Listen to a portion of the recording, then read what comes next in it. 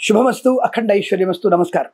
లక్ష్మీం క్షీరసముద్రాయతనయాం శ్రీరంగదామేశ్వరీం దాసీభూత సమస్తదేవనితాం లోకైక దీపాంకురం శ్రీమన్మందకటాక్షలబ్ధైవత్ బ్రహ్మేంద్ర గంగాధరాం త్వాం త్రైలోక్య కుటుంబినీం సరసిజాం వందే ముకుంద ప్రియ. ఇప్పుడు ఒక చిన్న మంత్రం చదివాను కదా. ఈ మంత్రం యొక్క అర్థం ఏమిటి అంటే లక్ష్మీదేవిని ఆవాహనం చేసుకోవడం, లక్ష్మీదేవిని సుప్రసన్నం చేసుకోవడం. అలాగే కొంతమంది కొన్ని ప్రశ్నలు అడిగారు, గురుగారు ఈ గ్రహాలకి శాంతి పూజలు చేస్తే మంచి జరుగుతుందా, అనుకూలంగా ఉంటుందా, దానివల్ల పరిహారం జరుగుతుందంటారా అని అడుగుతున్నారు.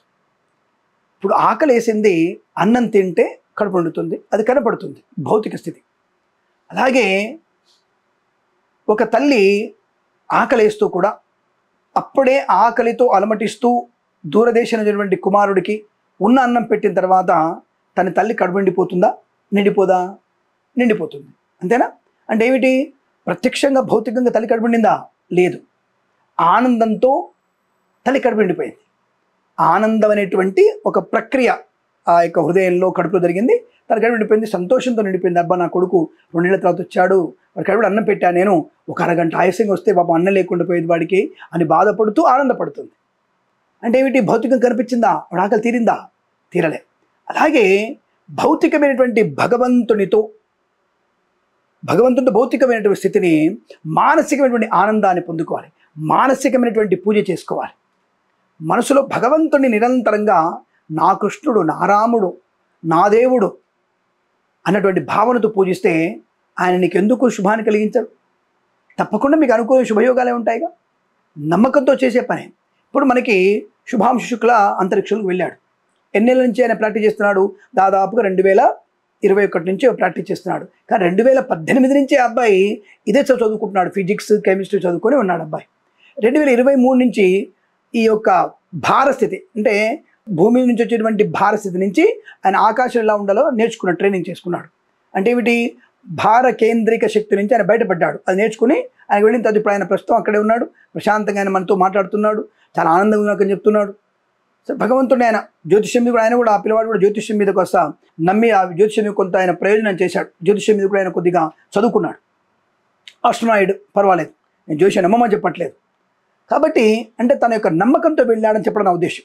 అంటే ఒక నమ్మకం, నేను అంతరిక్షంలోకి వెళ్తాను, రాకేష్ శర్మ తర్వాత నేను కాలు మోపిన వాడిగా నేను చరిత్ర సృష్టిస్తాను అనే సంకల్ప బలంతో వెళ్ళాడు. ఆ సంకల్ప బలం 650 కోట్ల మందిలో ఏ నలుగురికే ఉందా? మిగతా వాళ్ళకి లేదా? అది అదృష్టం. ఈ అదృష్టం అనే యోగము భగవంతుడు ఇచ్చినటువంటి యోగం. మీరంటారు, లేదు నేనే కష్టపడ్డాను, నేనే చేశాను, నా వల్లనే వచ్చింది. నువ్వేం చదువుకున్నావు? ఫిజిక్స్ చదువుకున్నావు, ఉన్నదాన్ని చదువుకున్నావుగా. కొత్తది ఏమైనా క్రియేట్ చేసావా? లేదు. ఏదో ఒక పరిశోధన ద్వారా సిటిఓ లేదా హెచ్టిఓ అనేది కనుక్కుంటున్నావు. కానీ ఇవన్నీ ఉన్న ఇంతకుముందు ఉన్న పదార్థాలని కలుపుతున్నావు. నువ్వు కొత్తగా ఏం క్రియేట్ చేయడంలా. అంతరిక్షం ఉంది, ఇదివరకే ఉంది అంతరిక్షం, నువ్వు వెళ్ళావంతే. మనకి అంగారక క్షేత్రం ఇంతకుముందే ఉంది, మనకి పంపించాం. సూర్యమండలం ఇంతకుముందే ఉంది, పంపించావు. అంతే తప్ప నువ్వు దారి వెతుక్కుంటూ వెళ్తున్నావు అంతే. ఇక్కడ నుంచి శ్రీశైలం ఉంది, అప్పుడు దారి లేదు, ఇప్పుడు దారి వెతుక్కుంటూ ఆ దగ్గరికి వెళ్ళి నమస్కారం చేసుకుంటున్నావు. ఉన్నదాన్ని కనుక్కుంటున్నావు తప్ప లేనిది క్రియేట్ చేయలేగా. ఆ లేనిది క్రియేట్ చేయగలిగే శక్తి భగవంతుడు. అది నువ్వు వేరే పేరు పెట్టుకో, నాకు అనవసరం. శక్తి అని పేరు పెట్టుకో, యుక్తి అని పేరు పెట్టుకో, ఇంకేదైనా పెట్టుకో. నేను పెట్టుకున్న పేరు నా సనాతన గ్రంథాలలో వాటికి అనేక రకాల మంత్రాలు, వాటికి రూపాన్ని ఇటువంటి గ్రంథాలు నా దగ్గర ఉన్నాయి. ప్రపంచంలో అత్యంత పురాతనమైనటువంటి భాష ఏదంటే సంస్కృతం మాత్రమే ఉంది. మీరు అనుకున్నటువంటి సంస్కృతంలో కొన్ని మంత్రాలు చదవగానే ఒకటి సూడో నాస్తికులు ఉన్నారు కదా, సూడో నాస్తికులు వాళ్ళు ఏమంటారంటే, నువ్వు 4 మంత్రాలని 4 పదాలని సంస్కృతంలో మాకు అర్థం కాని పదాలని పెట్టుకొని నువ్వు ఏదైనా మాట చదవద్దా అంటే, నాకు అర్థం కాదు ఆంగ్ల పదాలని ఎంగిలి పదాలను కలుపుకొని ఈ 800 ఏళ్ల క్రితం వచ్చినటువంటి భాష నువ్వు గొప్పదనుకుంటున్నావే. మరి కొన్ని లక్షల సంవత్సరాలు నీ గూగుల్లో సెర్చ్ చేయకూడదు, తెలుస్తుంది. 1,00,000 సంవత్సరాలకు పూర్వమే సంస్కృతం ఉంది. 1800 సంవత్సరాలకి పూర్వమే మనకి కన్నడ ఉంది. 18,000 సంవత్సరాల క్రితమే తెలుగు ఉంది. దాదాపుగా 10,000 సంవత్సరాల క్రితమే తమిళం ఉంది. దానికి పూర్వం సంస్కృతం. బోడి మొన్న వచ్చినటువంటిది 800 సంవత్సరాల క్రితం వచ్చినటువంటిది బోడి ఇంగ్లీష్. దీన్ని పట్టుకొని 350 450 క్రితం వచ్చినటువంటిది అరబ్బులో ఉన్నటువంటి ఉర్దూ. అంతకుముందు లేదు ఈ ఉర్దూలు ఏవి, ఆంగ్లం లేదు, ఉర్దూ లేదు, ఏది లేదు. మరి అన్నిటికీ భాషలకి మూలమేది సంస్కృతం. అటువంటి భాషలో నుంచి నేను అనేక పదాలని అమర్చి భగవంతుడిని ఒక రకంగా పూజిస్తున్నప్పుడు నావేమో తప్పుడు కూతలా, నువ్వు ఈజు వాటు దట్టు దిట్టు అని పెట్టిందేమో గొప్ప భాషన. కాబట్టి అంటే నీ భాషకి నాసా ఉందని చెప్పేసి నువ్వు అనుకుంటావా, అంటే నీకు డబ్బు ఉందని చెప్పేసి నువ్వు ఏదంటే అది అడుగుతూ అనుకుంటున్నావా?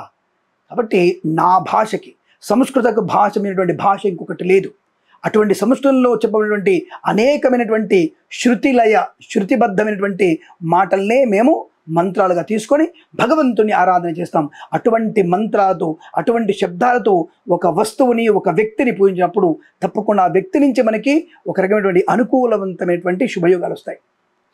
కాబట్టి గ్రహాలను పూజిస్తే కూడా తప్పకుండా ఆ గ్రహం యొక్క శాంతి, ఆ గ్రహం యొక్క ప్రసన్నత మనకు కలుగుతుందనేది అబద్ధం లేనటువంటి నిజం. ఎట్టి పెడితే మీరు అబద్ధం అనుకోవాల్సిన అవసరమే లేదు. ఇప్పుడు ఒక శబ్దానికి ప్రయాణించే శక్తి ఉంది, ఆ శబ్దం తిరిగి వచ్చేటువంటి శక్తి కూడా ఉంది. అలాగే భగవంతుని చేరుకొని భగవంతుడి నుంచి ఆ మంత్రం ఇంకా ఇంకా ఉన్నతమైనటువంటి తత్వాన్ని పొందుకొని మనలోకి వచ్చి చైతన్యాన్ని కలిగించి మనకి ఉద్యోగం కావాలా, విద్య కావాలా, ధనము కావాలా, ఏం చేస్తే మనకు వస్తున్నటువంటి చైతన్య స్థితిని, భౌతిక శక్తిని కలిగిస్తుంది భగవంతుడి నుంచి వచ్చేటువంటి పరావర్తన మంత్రక్రియ. ఇప్పుడు ఎప్పుడే చేయగానే నువ్వు ఎప్పుడే అయిపోతున్నావు, పడుకుంటున్నావుగా. అలాంటి నా మంత్రంలో శక్తి లేదా నీకెందుకు నీకు ఎలా అంటున్నాను? ఆఫ్టర్ 4 మాటలతో నీకు బలానికి మాటలకి బలం ఉంటే శక్తివంతమైనటువంటి నా మంత్రాలకి ఎంత బలం ఉంటుంది? అంటే మంత్రానికి బలం అనలేదు, సరైనటువంటి విధానంలో చేయలేకపోవడం వల్ల, దాని మీద అస్తిత్వాన్ని కోల్పోవడం వల్ల భౌతికమైనటువంటి కేవలం కామరూపమే తప్ప, కోరికలే తప్ప, అదే భగవంతుడు, నేను భగవంతుని యొక్క మంచిగా పొందుకోవాలి, భగవంతులను కలవాలి, మంచి కర్మలు చేయాలి, ధర్మకార్యమైనటువంటి ఆలోచన మనకు లేదుగా. అనేటప్పుడు మంత్రం ఎందుకు సఫలమవుతుంది? కాబట్టి మంత్రానికి ఉన్నటువంటి బలం వేరు. ఆ మంత్రము తప్పనిసరిగా భగవంతుని యొక్క అనుగ్రహాన్ని పొందుకోవడానికి ఉపయోగపడుతుంది. అలా నవగ్రహాలని మనం మంత్రంతో పూజించి ఆ మంత్రం యొక్క ప్రభావం చేత గ్రహం యొక్క ప్రభావం తగ్గించుకోవడం, మనకు అనుకూలవంతమైన స్థితిని మార్చుకోగలిగే శక్తి ఉంటుంది. కాబట్టి మంత్రముకి అంతటి శక్తి ఉంటుంది. గ్రహాన్ని, మనిషిని, భగవంతుని కూడా మార్చుకోగలిగే శక్తి మన మంత్రానికి ఉంటుంది. కాబట్టి తప్పకుండా మనము మంత్రముల చేత, పరిహారముల చేత ఆనందాన్ని, గ్రహాల యొక్క అనుకూలతని పొందుకోగలిగే అవకాశం ఖచ్చితంగా ఉంటుంది. ఇది సత్యము, ఇది నిత్యము. ఎట్టి పరిస్థితులు కూడా సూడో నాస్తికులకు కూడా అందనటువంటిది శాస్త్రము, నా యొక్క సనాతన ధర్మ గొప్ప శాస్త్రము అని తెలుసుకోండి. సర్వే జనా సుఖినో భవంతు. ప్రేమతో మీ కిరణ్ శర్మ.